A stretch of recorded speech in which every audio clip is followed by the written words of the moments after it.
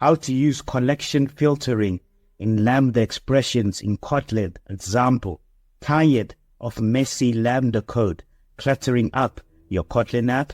Learn how collection filtering can declutter and simplify your Lambdas in just 5 minutes with this easy Kotlin tutorial that will have your code looking clean and professional. How to use collection filtering in Lambda expressions in Kotlin. Example.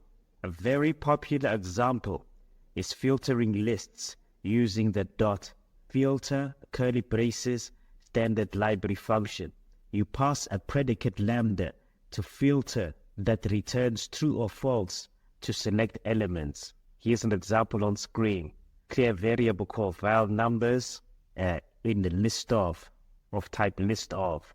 Then you have a list of numbers, and then you declare another variable called val evens, and then it applies the numbers then you say numbers.filter, then you say it divided by 2 equals 0, 0 in curly braces, which is to say that you filter the even numbers to produce another variable to insert the even numbers into the evens variable. And then we can filter by any condition without requiring temporary variables or loops. So chaining the filter, a function, and map function together is also common. The example is below. Val filtered and mapped equals values. That we declare a variable called val filtered and mapped equals values. Then you apply the dot filter it greater than 2 in curly braces, and then the dot map it times 3.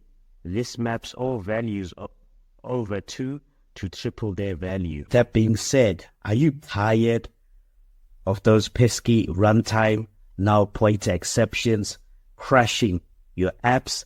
Let us now take a look at another feature of Kotlin, null safety.